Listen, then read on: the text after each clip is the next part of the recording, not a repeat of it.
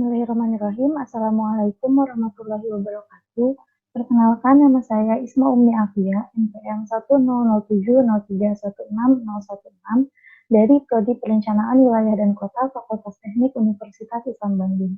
Di sini saya akan menjelaskan mengenai hasil penelitian saya yang berjudul Kajian Tes Historik Kawasan Citylengkong Panjalu di Kabupaten Ciamis, yang disusun oleh saya, Isma Ummi Afia, dan juga Ibu Ferry Damayanti, STM.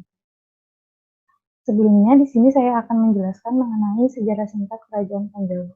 Citylengkong Panjalu ini merupakan objek daya tarik wisata unggulan di Kabupaten Ciamis yang memiliki latar belakang sejarah dan budaya yang menarik.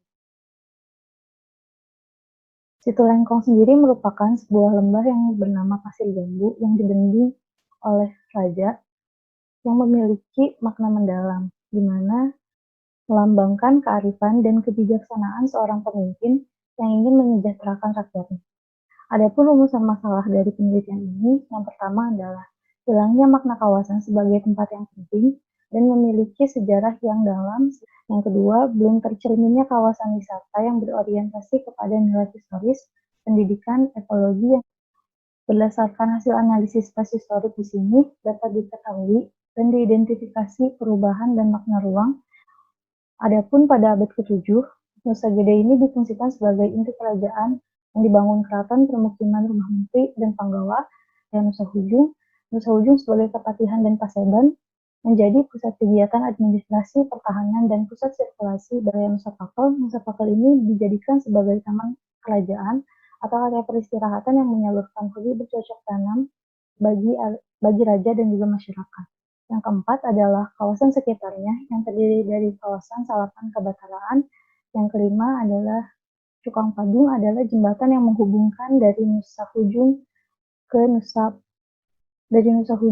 Gede. Sebagai ini, kondisi Nusa Gede sudah tidak ada sama sekali bekas kerajaan Panjalu, di mana Nusa Gede ini saat ini menjadi makam, kawasan cagar alam, dan kawasan ziarah, bangun masjid, musola, dan dermaga.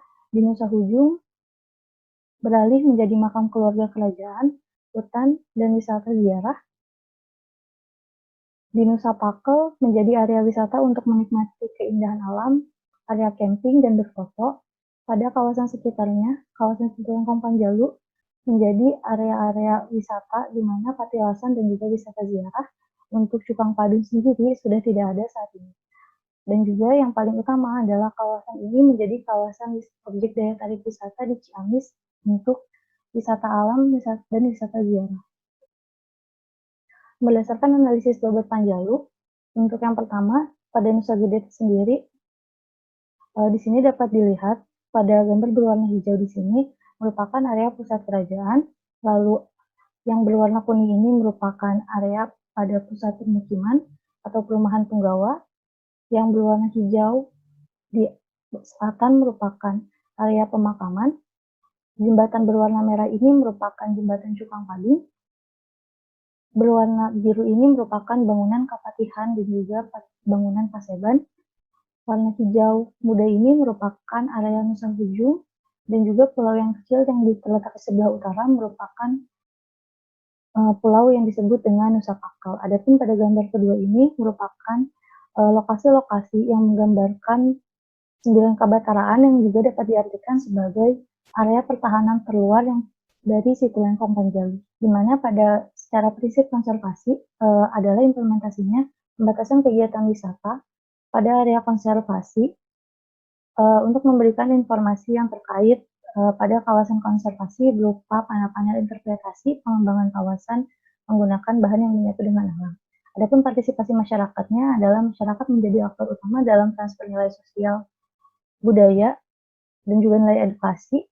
Selanjutnya untuk faktor ekonomi adalah memberikan ruang-ruang perekonomian kepada masyarakat. Selanjutnya untuk aspek edukasi, memberikan nilai edukasi melalui pengembangan atraksi seperti di museum, panel interpretasi sejarah kawasan. Dari segi aspek pariwisata adalah peningkatan kondisi sarana-prasarana penunjang kegiatan.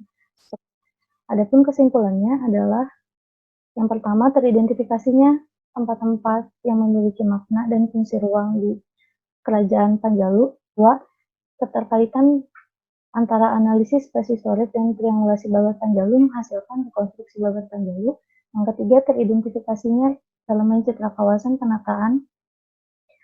Yang keempat, implementasi prehistorik pada kegiatan ekowisata Situ Lengkong Panjalu. Rekomendasinya adalah mengembangkan atraksi wisata yang terkait dengan edukasi sejarah, makna dan fungsi ruang, sarana penunjang seperti museum, film dokumenter, replika kerajaan, dan panel-panel interpretasi sehingga dapat meningkatkan kepuasan pengalaman berwisata serta memberikan nilai tambah dan pengetahuan. Yang kedua, meningkatkan karakter kawasan dengan pembuatan replika kerajaan dan komponen seperti monumen, skulptur, street furniture, landmark berdasarkan sejarah kerajaan Panjalu.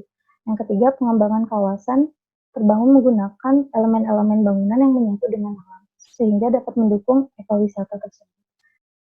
Terima kasih. Assalamualaikum warahmatullahi wabarakatuh.